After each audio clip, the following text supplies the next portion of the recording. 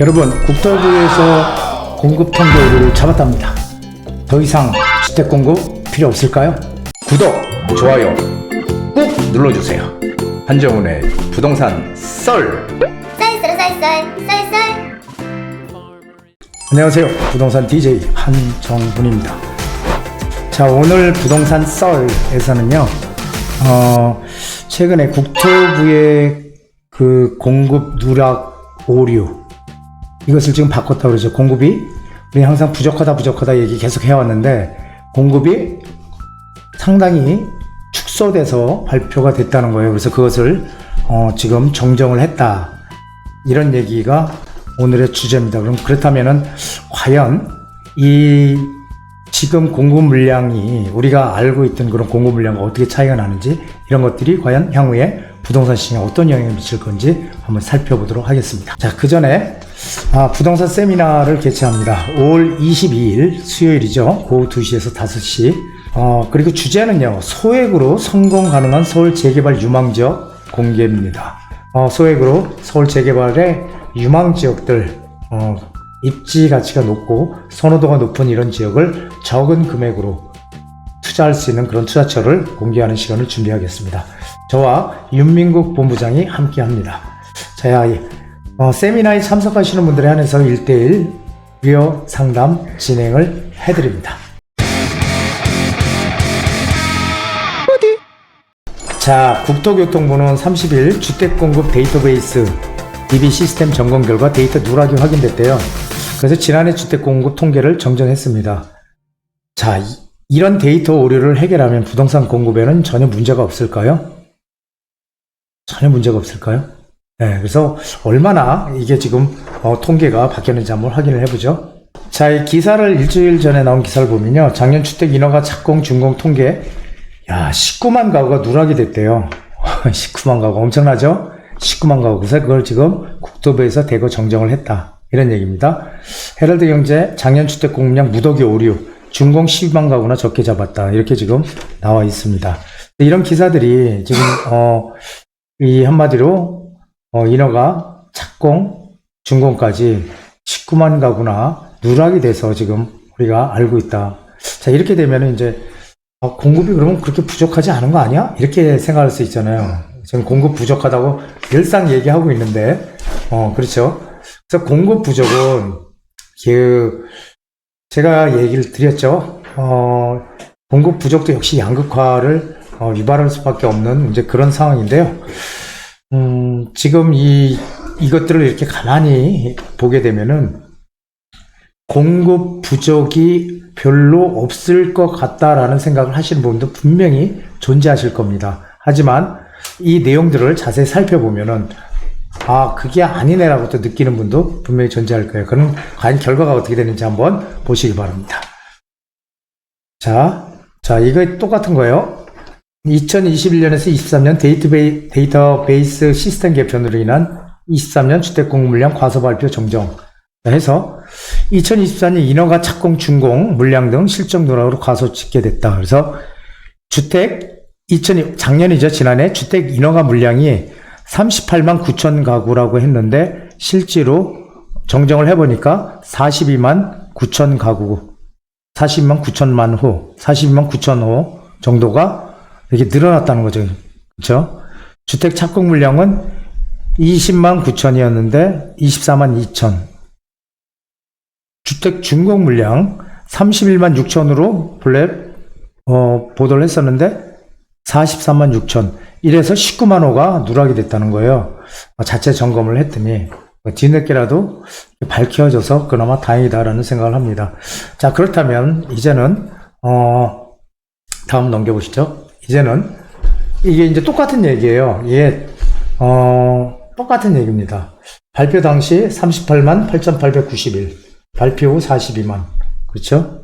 똑같아요. 이건 인허가 물량, 착공 물량도, 그러니까 한마디로 얘기해서 인허가 물량은 39,853가구가 덜 집계가 됐었고요. 착공 물량은 32,837가구가 덜 집계가 됐었고, 준공 물량은 119,640가구가 덜 집계가 됐다는 얘기를 지금 하는 겁니다. 자, 공급 이 오류가 났으니까 이제 아까도 얘기했지만 야, 공급이 그렇다면 이렇게 많았는데 왜 자꾸 공급 부족 얘기를 할까 이런 얘기를 당연히 하실 수 있겠죠.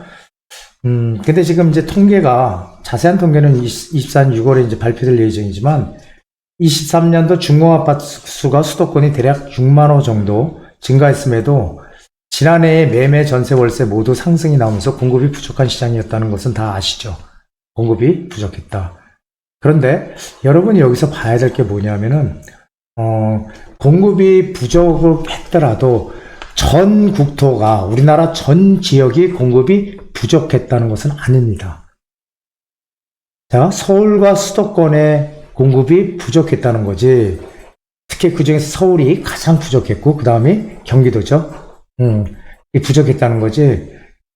이 지방은 상황이 틀립니다. 그래서 이런 것도 우리가 잘 살펴서 판단을 해야 되는 거지 전체적인 걸 보고 공급이 지금 부족하지 않네 이렇게 생각하면 안 된다는 거죠. 자, 23년 전국 주택 착공 실적 24만 2188가구로요. 이 2005년부터 2022년 평균 44만 2천 가구의 절반 수준이에요. 주택 착공 실적이. 그리고 서울 내 착공 물량은 2만 8천 가구. 이게 연평균 6만 3천 가구의 44% 수준이랍니다. 착공 물량이. 지금 이렇게 많이 줄어들어 있죠. 그렇죠? 특히 서울에 지금 이 공급 물량들이 상당히 심각하다는 걸 나타내주고 있습니다. 자, 주택 공급 계획 대비 실적이 뭐냐면요. 전국 주택 공급 실적 인허가 기준입니다. 인허가 기준. 전국 주택 공급 실적 42만 9천 가구예요. 42만 9천 가구 전국.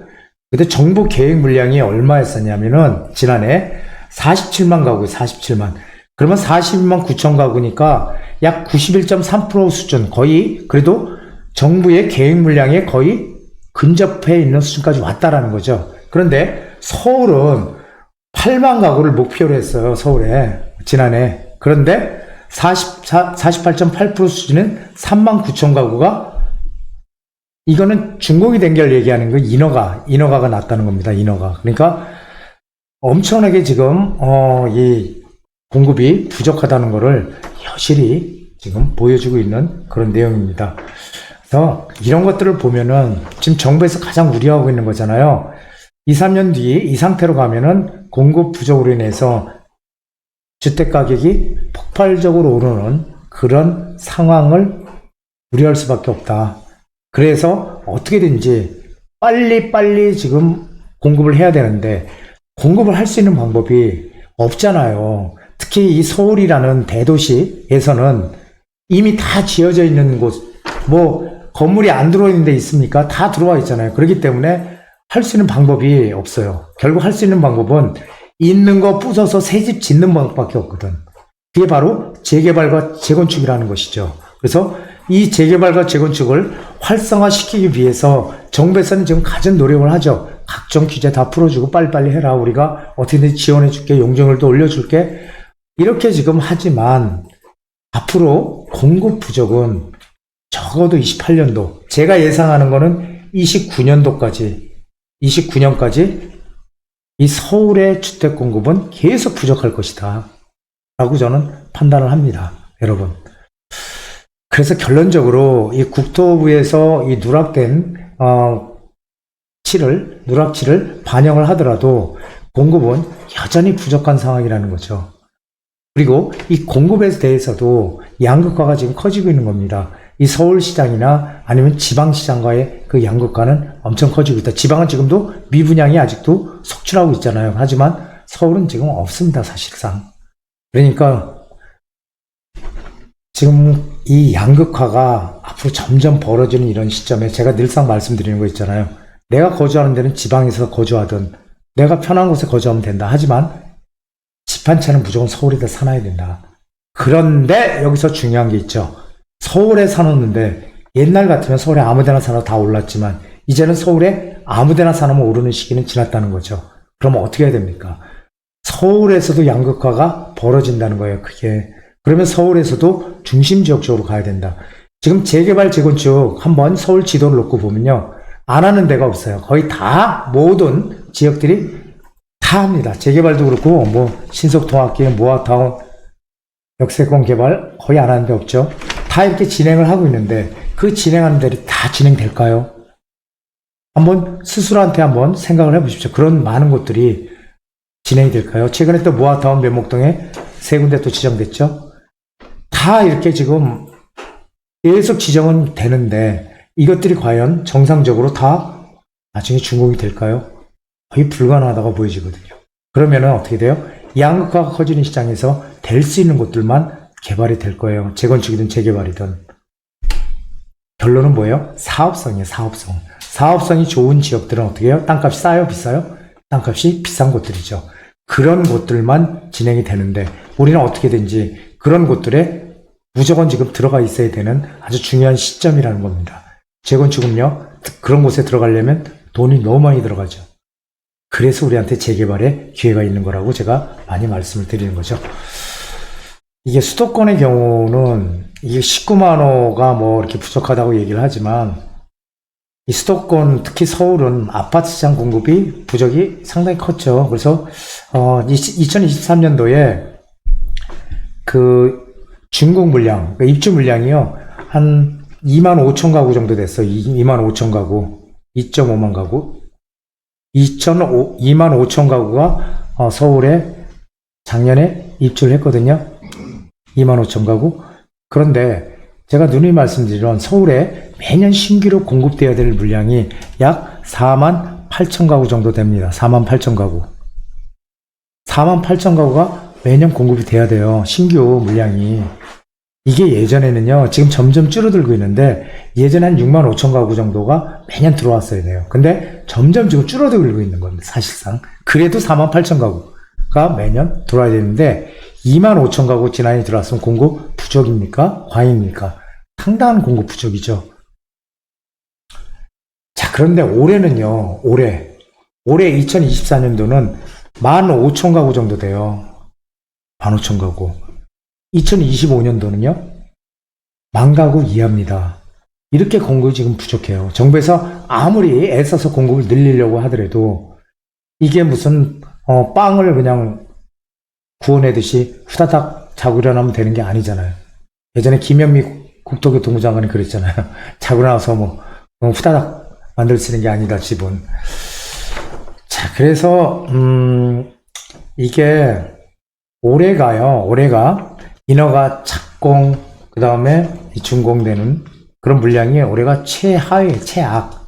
그게 이제 그 이유가 있지만, 그 이유가 일단 가장 큰 게 지금 일단 금리가 높다는 거죠. 그리고, 이 원자재 값들이 다 올랐다. 공사비가 다 올랐다. 그래서 공사비가 지금 올라서 아파트 가격이 평당 900만 원에도 지금, 900만 원, 평당 900만 원에도 시공사 입찰을 안 한다는 거예요, 지금. 타산이 안 나온다고. 너무 많이 올라서 원자재가. 그렇기 때문에 점점 공급이 지금 쉽게 될 수 없는 이제 그런 상황으로 내몰린다는 겁니다. 그래서 지금 이런 것들이 앞으로 계속 진행이 되기 때문에 이 서울에 우리는 무조건 내가 사는데 빼고 서울에 무조건 올인을 해야 된다.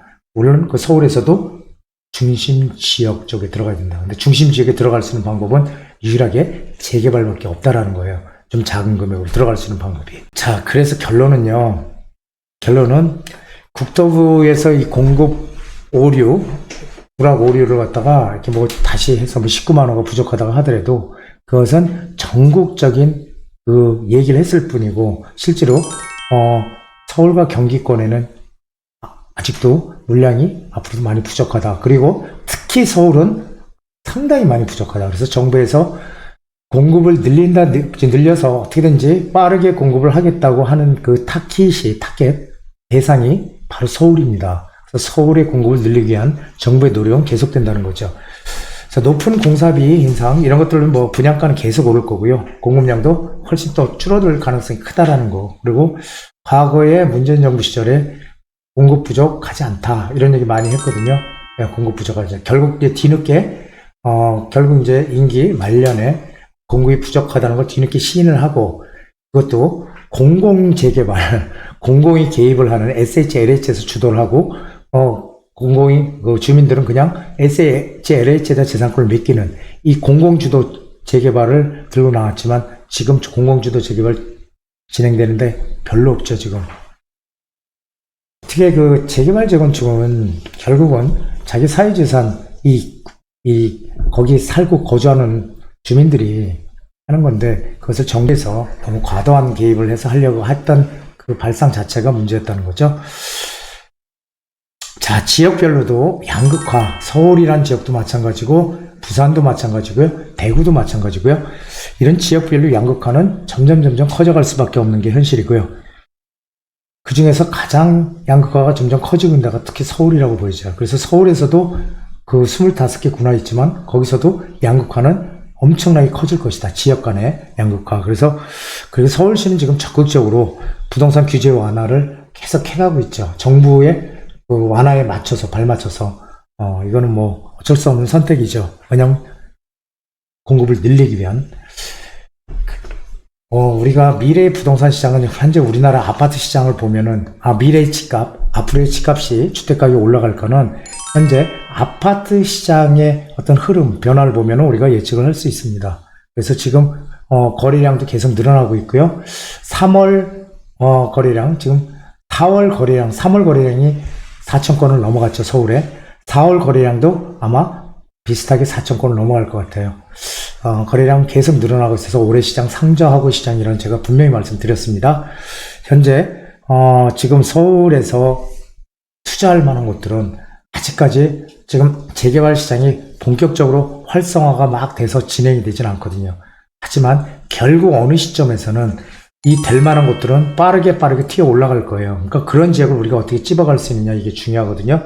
그래서 지금 아직도 이 재개발 시장에 우리가 기회가 분명히 존재합니다. 여러분들이 정말 확신을 가지고 그리고 판단을 내릴 수 있는 그런 분들이라면 얼마든지 지금 서울시장에 입지 좋은 재개발 투자 충분히 가능하다고 저는 생각이 됩니다. 그렇게 되면은 여러분들의 미래가, 노후가 정말 편안해지는 그런 시점이 되지 않을까 저는 그렇게 생각합니다.